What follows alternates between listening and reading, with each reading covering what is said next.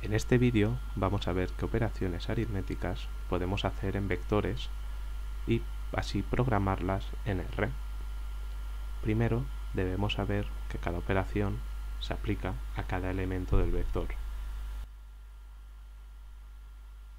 Si queremos añadir un número cualquiera a un vector cualquiera, lo primero es introducir nuestro vector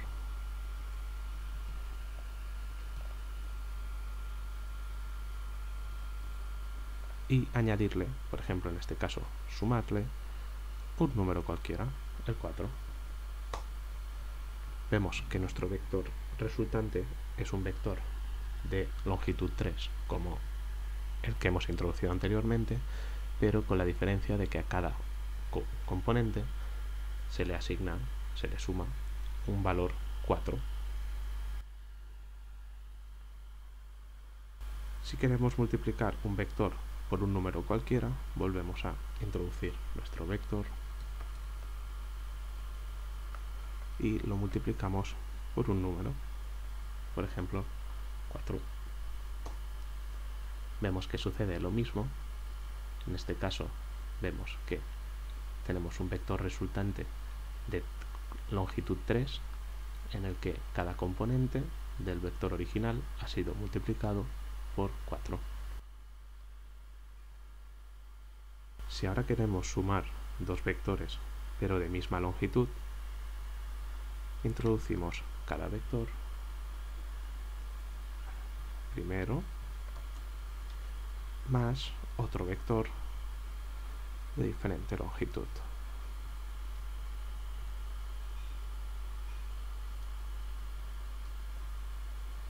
El vector resultante sigue teniendo longitud 3, pero lo que tenemos aquí es que los componentes de cada vector han sido sumados en orden.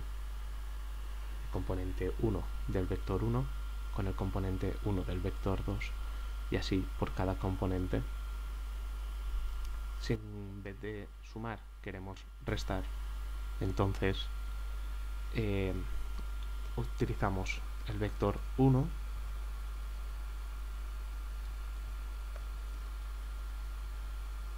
y le restamos el vector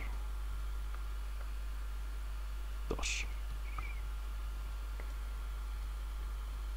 Vemos que sucede lo mismo, pero con la diferencia de que ahora los componentes de cada vector no se suman, sino que se restan.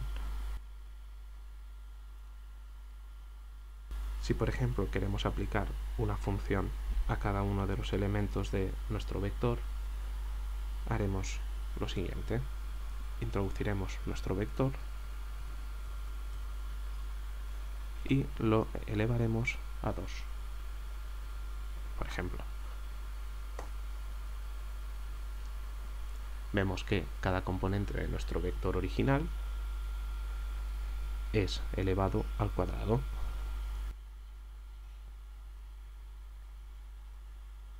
Pues en este caso el vector más corto se repite hasta ajustar las longitudes del más largo. Veamos un ejemplo para que quede todo más claro.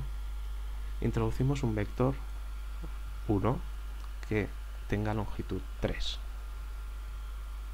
Y por ejemplo le vamos a sumar un vector 2 que tenga longitud 6.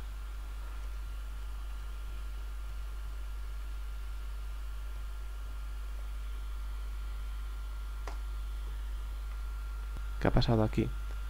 Vemos que tenemos un vector resultante de longitud 6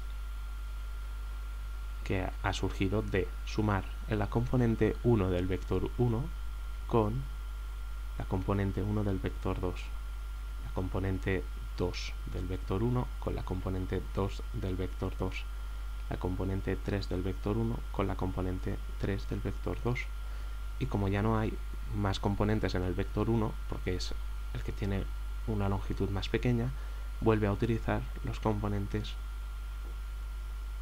desde el principio, la componente 1 con la componente 4, la componente 2 con la 5 y la 3 con la 6.